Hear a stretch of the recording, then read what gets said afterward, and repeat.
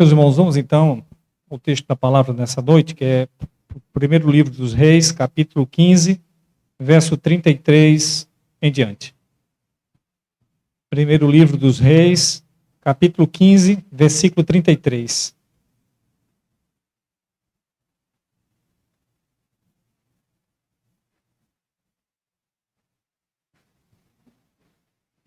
Nós vamos seguir até o verso 34, só que eu vou ler por partes, por se tratar de um trecho um pouco grande, mas eu quero ser bem objetivo. Então vamos ler. No ano terceiro de Asa, rei de Judá, Baasa, filho de Aías, começou a reinar sobre todo Israel, em Tirza, e reinou 24 anos. Fez o que era mal perante o Senhor, e andou no caminho de Jeroboão e no seu pecado, o qual fizera Israel pecar. Então veio a palavra do Senhor a Jeú, filho de Anani, contra Baasa, dizendo: porquanto te levantei do pó e te constituí príncipe sobre o meu povo de Israel, e tens andado no caminho de Jeroboão, e tens feito pecar o meu povo de Israel, irritando-me com os seus pecados, eis que exterminarei a ti, Baasa, e os teus descendentes, e farei a tua casa como a casa de Jeroboão, filho de Nebate. Quem morrer de Baasa na cidade, os cães o comerão. E o que dele morrer no campo aberto, as aves do céu o comerão. Quanto aos mais atos de Baasa e ao que fez, e ao seu poder, porventura não estão escritos no livro da história dos reis de Israel? Baasa descansou com seus pais, e foi sepultado em Tirza, e Elá, seu filho, reinou em seu lugar. Assim veio a palavra do Senhor por intermédio do profeta Jeú, filho de Anani, contra Baasa e contra a sua descendência, e isso por todo o mal que fizera perante o Senhor, irritando-o com suas obras para ser como a casa de Jeroboão, e também porque matara a casa de Jeroboão. Amém. Que Deus nos ajude, irmãos, na compreensão da sua palavra e na aplicação dela. Meus irmãos, quantos exemplos nós temos negativos ao entorno nosso, que a gente pode aprender com os exemplos negativos. São ruins até de comentar, de ver. Mas a gente tem, por exemplo, os noticiários sensacionalistas da televisão, aos milhares, né? Noticiários assim que deixa a gente estupefato diante da calamidade, ou melhor, da brutalidade de algum pecado, da perversidade. Às vezes mesmo nossos familiares, pessoas próximas, colegas de trabalho, fazendo coisa que nos chama atenção. São exemplos de incômodo, porém, serve para quem está ao lado, ouvindo ou transmitindo, refletir. Muitos dos noticiários da televisão não têm a intenção de tratar, por exemplo, o nosso coração, dizendo: olha, não faça assim, a solução é essa para você não fazer assim. Apenas reporta o fato e choca-nos. Causa uma sensação que atrai muita gente para ver as notícias ruins. A Bíblia parece se assemelhar. Ela vai falando de uma sucessão de erros, de gente fazendo perversidade, porém com uma grande diferença. Mostra a razão de toda essa perversidade. Gente que se aparta do Senhor e gente que irrita o Senhor com seu pecado, fazendo pecar, não só pecando, mas fazendo pecar muita gente com ele, porque estão na posição de liderança como os reis. Então, nós vamos ver agora uma sucessão de reis que fizeram pecar Israel, o povo de Israel, irritaram o Senhor. E essa história está aqui para ser para nós como uma advertência, dizendo: olha, não faça essas coisas. A solução é: não se aparte de Deus, não queira inventar deuses para você. Não queira ser insubordinado àquele que é o Criador dos céus e da terra e que rege a sua vida. Você não está ao léu sem um comando de Deus, você está debaixo do comando dele. E viver por esse comando de Deus, estar atento às suas leis, à sua ordem, é muito sábio para você viver feliz. Mas se quiser repetir os erros aos milhares das pessoas, nos noticiários da televisão, quem sabe na sua família, ou amigos próximos, ou aqui desses reis, vai acontecer com você o que aconteceu com estes que nós acabamos de citar. Então é preciso que a gente atine, ainda que a notícia seja trágica, aqui na Bíblia ela está trazendo a solução. Bom, o primeiro rei que nós lemos foi Baasa. Ele é o terceiro rei de Israel, só que agora é a segunda dinastia. A primeira dinastia é de Jeroboão. Foi sucedido pelo seu filho Nabate. Lembre-se que Abias morreu quando era jovem. Não tomou posse do trono. E Nabate foi morto exatamente por Baasa. Só que Baasa, além de matar o filho de Jeroboão, Nabate, como juízo de Deus também, ele matou todos os descendentes de Jeroboão. Então, o que é que nós podemos aprender antes de falar de cada um desses reis? Também preciso dizer que a sucessão de reis perversos vai gerar, logo no capítulo seguinte, uma coisa muito boa, que é o ministério profético dos profetas.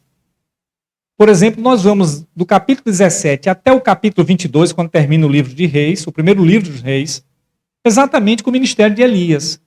E ele foi tão importante, mas tão importante, inaugurando o ministério profético, que boa parte, por exemplo, da Bíblia é lei ou profecia. Por exemplo, boa parte, o Pentateuco é lei. É conhecido assim como parte da lei. Mas depois vem os profetas. E Elias, praticamente, ele lidera. Ainda que Samuel tenha liderado, embora fosse também um juiz, antes do livro de Reis, Samuel, mas a gente vai ver na pessoa do profeta Elias um representante dos profetas. Tanto é assim que Jesus, no Monte da Transfiguração, ele aparece conversando com Moisés e com Elias. Aquele que representava a lei e aquele que representava a profecia, as profecias de Deus. Veja que o pecado é trágico, é feio, mas Deus é tão misericordioso que levanta o ministério de profetas para trazer o povo de volta.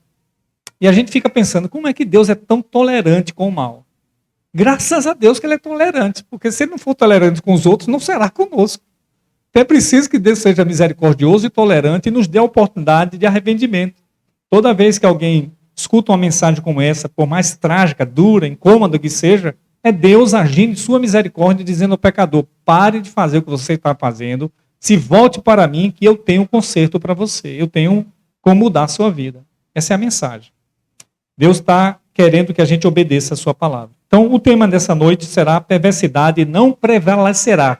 Nos vários reis que nós vamos citar. O primeiro é Baasa. Rapidamente, do versículo 33 até o 16:7, o que é que nós vemos? Veja que o reinado dele não foi curto, de certa forma. Não prevaleceu, porque diante de Deus, o registro da história aqui é um registro perverso. Se você perceber, todos os reis que eu vou falar, tem um registro daqui, do livro de Reis, mas tem um registro de outro livro que a gente não tem. Olha o versículo 5 do capítulo 16.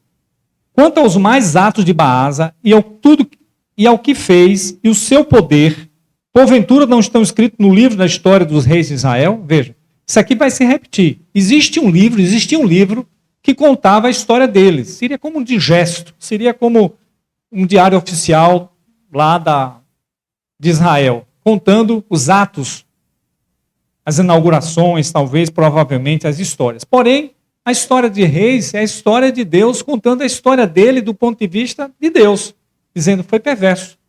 E ainda que ele tenha feito alguma coisa politicamente, historicamente em seu reinado, foi tudo pó, tudo poeira, tudo neblina. Passou. Para Deus, a história perversa dele é um desastre.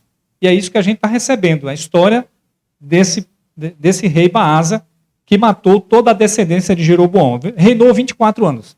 Lembre-se de uma coisa, todas as vezes que disser reinou 24 anos, está sempre comparando com o reinado de Asa. Porque tem dois reinos, o reino de Israel e o reino de Judá. Quando as tribos se dividiram, né, depois de Salomão, o filho dele, Roboão, não soube administrar, e as tribos se dividiram. Jeroboão levou 10 tribos. Então nós vamos ter 2 reinados o tempo todo. Embora o livro de Reis foque muito mais no reinado de Israel, porque é o primeiro que vai receber a sentença do juízo de Deus com o exílio. Mas antes de receber a sentença do exílio, A Bíblia mostra como Deus foi paciente, amoroso, misericordioso, levantando profetas para dizer ao seu povo: voltem, voltem para mim, voltem, porque o juízo está à frente, voltem para mim. E Deus foi muito misericordioso. Pois bem, agora Baasa é a segunda dinastia e o terceiro rei do reinado de Israel. Sempre que eu falar dinastia, é família. É uma nova família que sucede à família anterior. Então Baasa, ele toma posse. Reina 24 anos, um tempo considerável, mas comparado com Asa, é um tempo pífio, porque Asa está reinando por 41 anos lá numa única dinastia de Judá. Vai ter uma única dinastia desde o início, a dinastia de Davi, o que mostra que Deus foi extremamente generoso e misericordioso e também muita gente se levantou para obedecer a Deus no reinado de Judá. Olha o verso 34 do final. Já começa dizendo que ele fez mal perante o Senhor, igual a Jeroboão, que é um padrão de malignidade. Enquanto Davi é um padrão de benignidade, de santidade, de gente que obedeceu a Deus, Jeroboão, o primeiro rei de Israel, é um padrão de malignidade. E ele fez pecar Israel, no verso 34, e aí veio a palavra do Senhor pelo profeta Jeú. Veja que o profeta que é citado não é um profeta muito conhecido, como Elias, vai ser conhecido, bastante conhecido, mas é um profeta dizendo: volte, pare de fazer o que você está fazendo. Deus vai descer o juízo sobre você. O verso 1 do capítulo 16, veja que a palavra do Senhor veio por meio de Jeú, que é filho de Anani. Depois, mostra aí que ele não aproveita a oportunidade. No verso 2, ele diz, o profeta está dizendo para Baasa: eu te levantei do pó e te coloquei como príncipe do meu povo de Israel.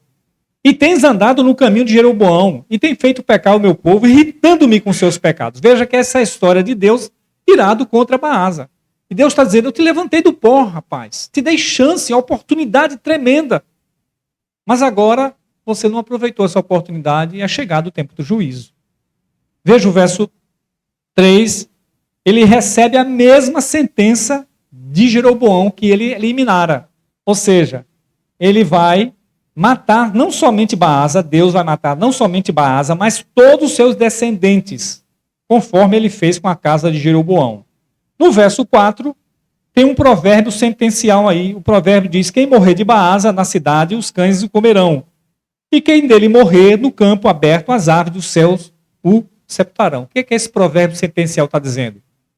Você não terá, sua família não terá sepultamento digno, honrado, por causa do juízo de Deus. Para aquele tempo, o sepultamento, se não sepultasse uma pessoa, era extremamente vergonhosa para ela e sua família, caso não fosse sepultado. Deus está dizendo isso. Isso vai acontecer com você simplesmente porque você não obedeceu a minha palavra. Seguindo aí, nós vamos ver que a história dele está registrada num livro. Já falamos sobre isso aí. Ele deve ter feito muita coisa em 24 anos, politicamente, economicamente, militarmente. Mas o que isso interessa para Deus? Nada. Tudo fica aqui. São as empresas e os projetos terrenos que a gente tanto se dedica. Se não tem a ver com temor a Deus, é poeira, é neblina, é fugaz. Vai ficar aqui. É por isso que nós somos chamados para pensar no tesouro dos céus mais do que no tesouro da terra. São valores que transcendem a realidade terrena. No verso 6, é dito aí que, em lugar de Baasa, quando ele morreu, veio em seu lugar o seu filho, Elá, que reinou em seu lugar. E no verso 7, encerrando aí, a confirmação da palavra do Senhor, que veio por intermédio de Jeú, filho de Anani, profeta contra Baasa, a sua descendência. Porque a razão está aí novamente dito. Veja que a ênfase na razão.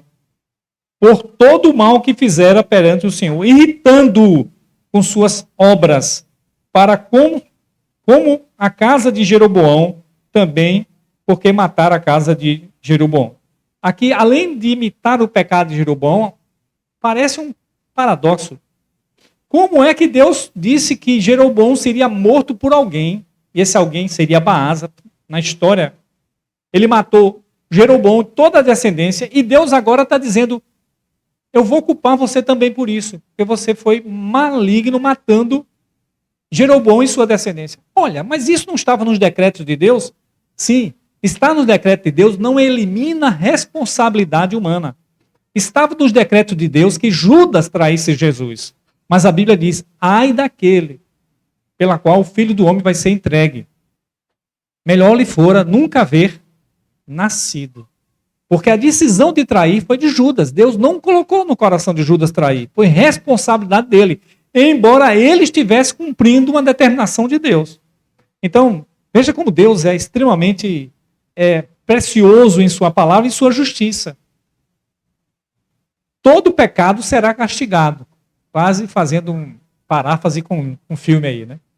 Todo pecado será castigado. Mas aqueles que se voltam para Deus, todo pecado será justificado em Cristo Jesus, porque sua misericórdia é grande.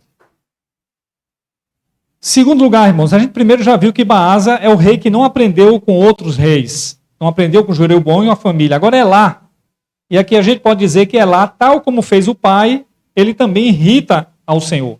Vamos lá, verso 8 ao 14, rapidamente.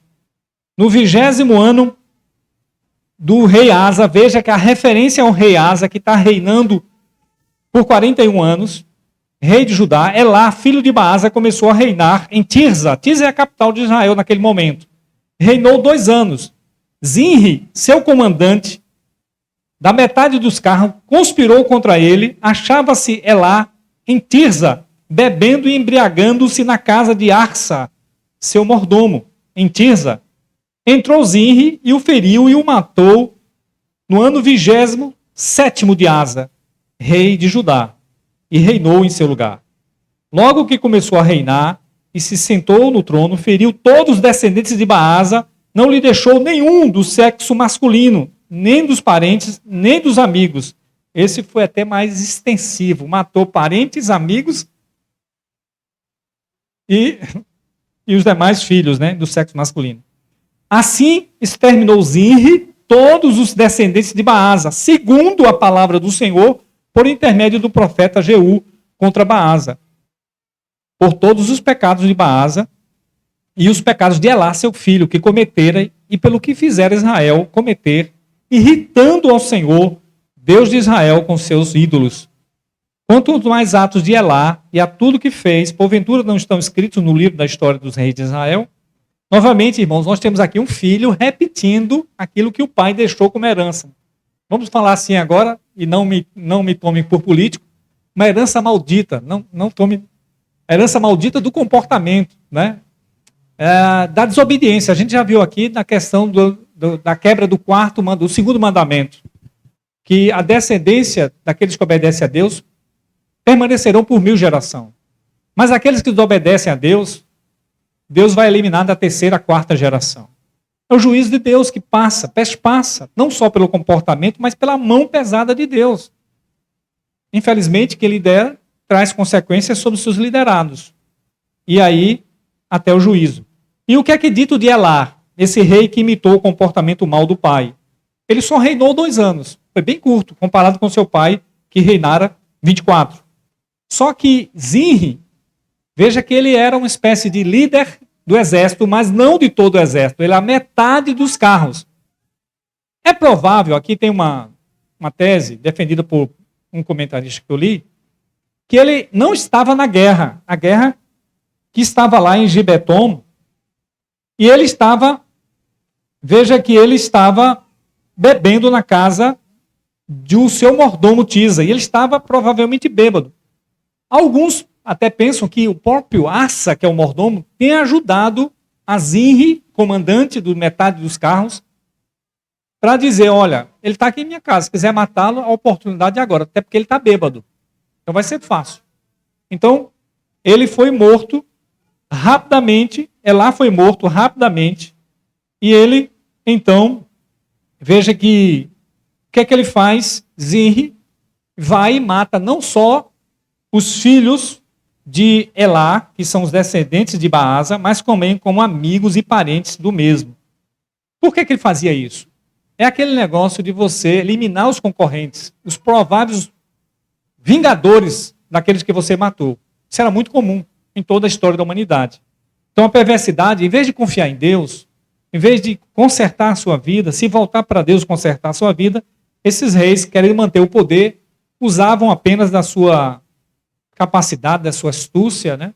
Mas não confiava no poder de Deus para se manter no poder, como Deus convidava eles para que confiasse.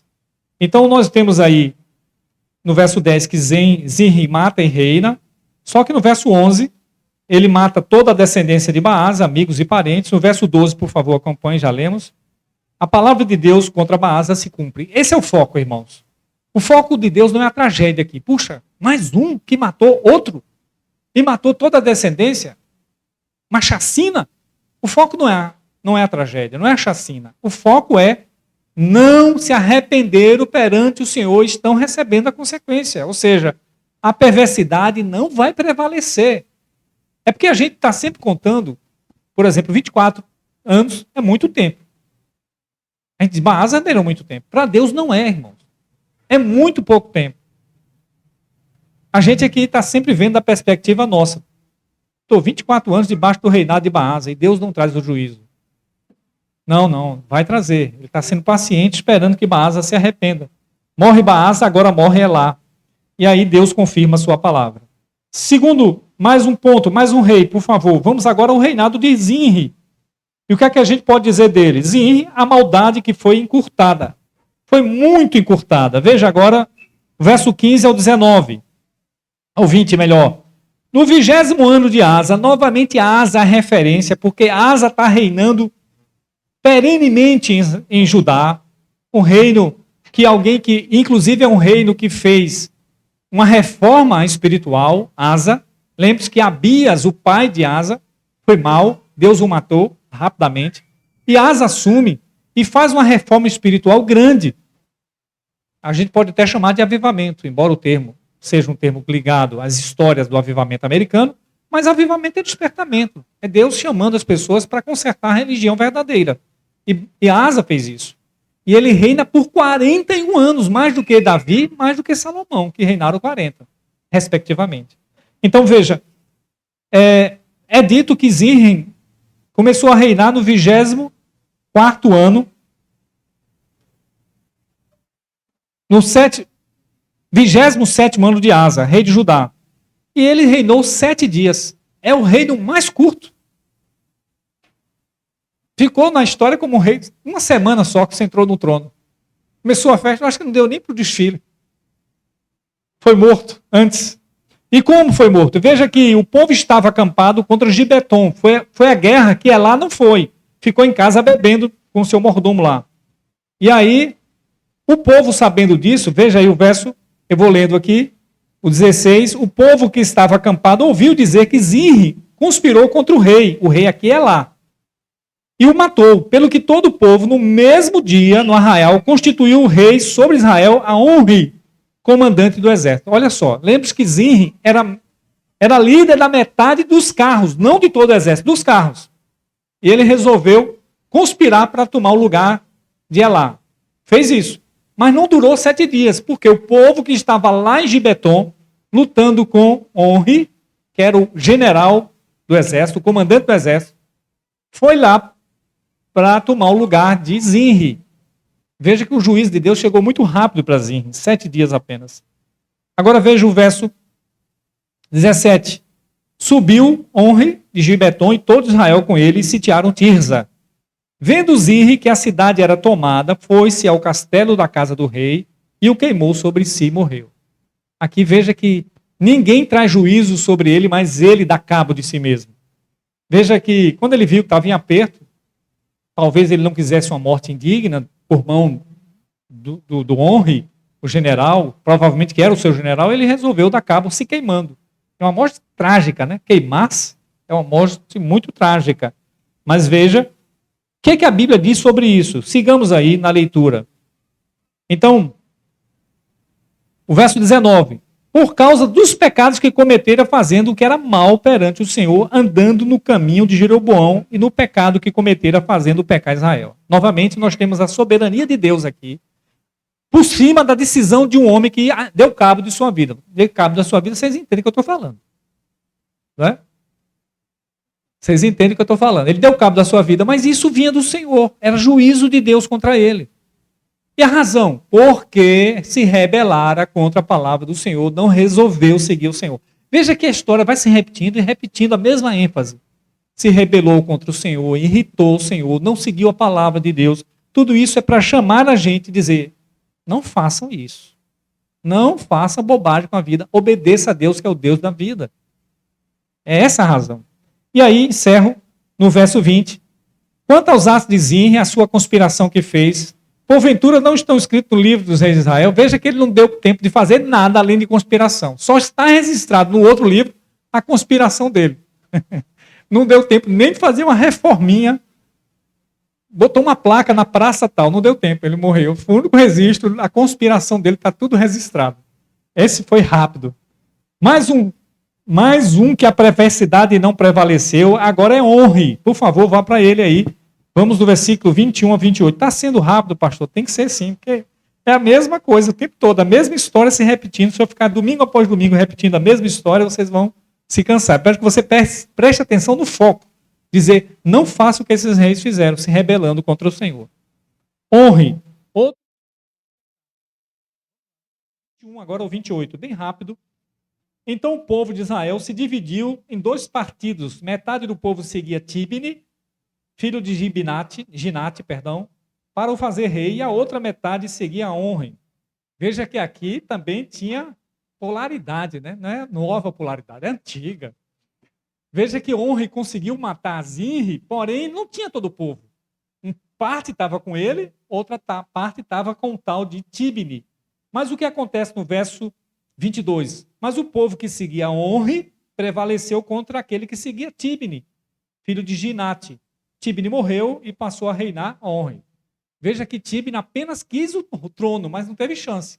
Quem realmente conseguiu manter a posição de rei foi o Onre. Esse Onre será importante. Preste bem atenção a ele, você já vai ficar sabendo por que ele é importante do ponto de vista negativo, felizmente. No verso 23, no 30º ano, no 31º ano de Asa, novamente Asa é a referência daqueles que obedecem a Deus, da longevidade, da paz, de como Deus quer que tratar as nossas vidas. Olha Asa como está, reinando por muitos anos, porque está obedecendo ao Senhor, fez reformas espirituais importantes lá em Judá. E aí, o Onre reinou por 12 anos. Em Tisa, reinou 6 anos. 12 anos, só que já fala que reinou 12 em Tisa, porque Tisa era a capital. Só que ele faz uma coisa importante. Nos 12 anos, é dita aqui a coisa importante. Veja aí. Ele, de Simer, é o nome da pessoa, comprou ele o monte de Samaria por 2 talentos de prata, mais ou menos 70 quilos de prata, e fortificou a cidade que edificou sobre o monte, chamando-lhe Samaria, nome oriundo do Semer, dono do monte. Então aqui, veja que a Bíblia quis colocar aqui um fato importante que estava no livro dos reis de Israel. Fato político. Ele resolve tirar a capital de Tisa para Samaria, porque ele comprou o monte de Semer, do homem Semer, por isso chamou Samaria. Daí você sabe de onde vem a palavra, por causa dos samaritanos, que é tanto falado no Novo Testamento. Foi Onre, fez uma coisa importante, politicamente importante. Por que ele faz isso? Se você lembra, Judá está estabelecida sobre os montes de Sião. E Tisa não era um monte, era um plano. Então o que ele faz?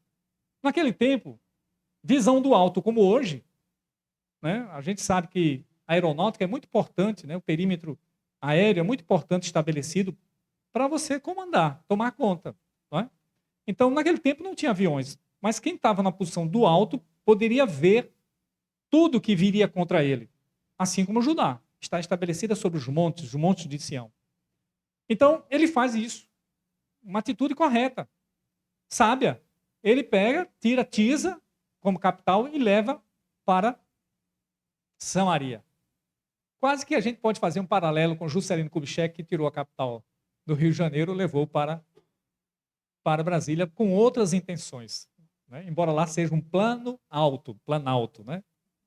Mas não era a intenção, não está vendo. Quem é que vai chegar? O inimigo está vindo de onde? Não.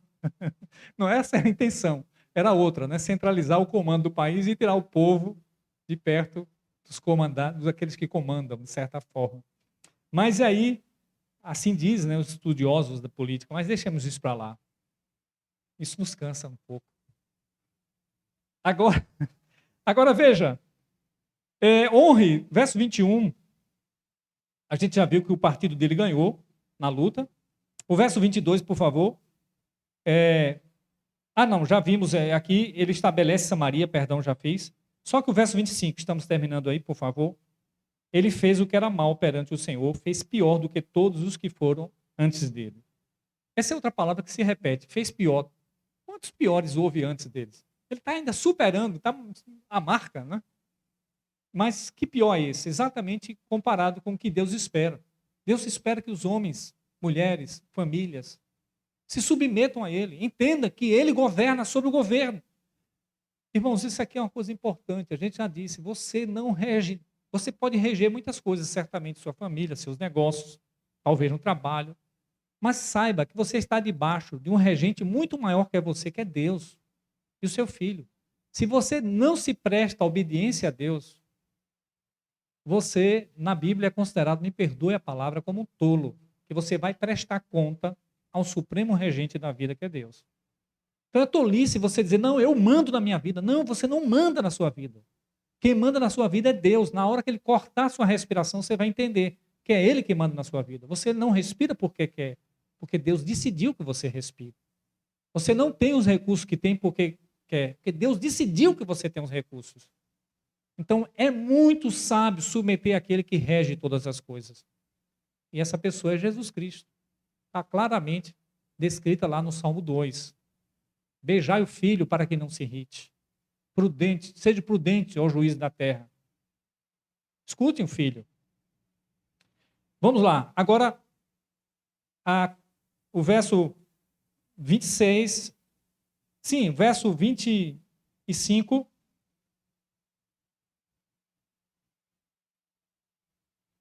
Não, verso 27, 28, 26. Ele andou nos caminhos de Jeroboão, né, filho de Nebate, como também os pecados que fizeram pecar Israel, irritando o Senhor, Deus de Israel, com seus ídolos. Novamente, idolatria, novamente irritando o Senhor, dizendo para nós, o autor do livro de Reis está dizendo, não façam isso, não irritem o Senhor, não insistam em viver contra a palavra de Deus, que vai dar errado. O mal não prevalece nunca.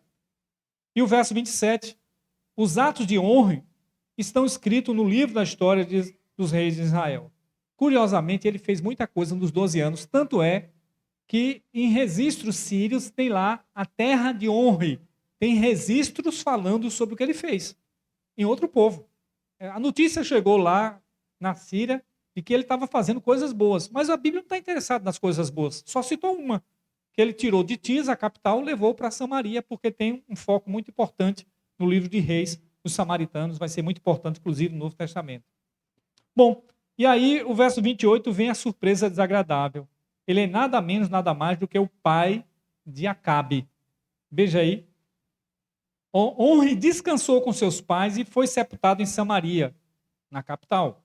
E Acabe, seu filho, reinou em seu lugar. Só para vocês terem uma ideia, Acabe, a gente chegou em Acabe, ele é o 7º rei, a 4ª dinastia. Veja que confusão vive o povo que não está debaixo do temor de Deus. Podemos até aplicar que confusão vive uma família em guerras, em pé de guerras, em briga, que não está debaixo do temor do Senhor. Quantas brigas, quantas sucessões vai haver nesse reinado tão curto, enquanto que Israel está na primeira dinastia, no 3º rei, né, melhor, Davi, Salomão, Roboão, Asa e Abias e Asa. Está no 5º rei, na primeira dinastia. E não vai mudar. Vão ter vários reis, mas sempre uma dinastia. Aqui já vai, na 4ª dinastia, o 7º rei. Porque o povo está recebendo o juízo de Deus. Vamos então para encerrar com Acabe. Acabe conseguiu fazer pior do que o seu pai. Se o outro fez pior do que todos os reis, esse aqui fez pior do que o pai. Então, já é o cúmulo da ruindade, vamos dizer assim. O verso 29, veja aí, eu estou encerrando. Acabe, filho de Onre, começou a reinar sobre Israel no 38º ano de Asa. Novamente, a Asa é a referência que Deus está chamando a atenção para o seu povo. Está vendo? Vivam como Asa. Reforme a vida espiritual de vocês. O reino de vocês com temor a mim será longevo e eu darei paz e prosperidade. Mas eles não querem obedecer a Deus, né? É a rebelião do coração do homem achando que pode reinar sem Deus. E aí ele reinou Acabe, filho de Onri, por 22 anos. É muito tempo. Esse cidadão vai dar trabalho. Vai dar trabalho para Elias. E aí, verso 30, por favor, acompanhe. Ele fez o que era mal perante o Senhor, mais do que todos os que foram antes dele. Verso 31.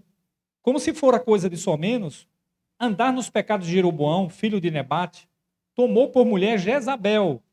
A mulher dele vai se tornar mais conhecida do que ele, inclusive. Filha de Etibal, rei dos Sidônios. E foi e serviu a Baal e o adorou. Aqui está mostrando a linhagem de Jezabel e o mal que ela vai fazer a todo Israel. E o adorou. Adorou a Baal. Veja que ele se torna agora um adorador do inimigo do povo de Deus, que era os Sidônios. E o verso 32, levantou um altar a Baal na casa de Baal, que edificara em Samaria. Então, em Samaria, ele criou também um altar para o deus Baal. Verso 33, também Acabe fez um poste ídolo de madeira que cometeu mais abominações para irritar o Senhor, Deus de Israel, de todos os reis que foram antes dele. E o 34, encerrando, aqui tem um fato histórico. Veja, esse fato histórico pode parecer assim, coisa estranha.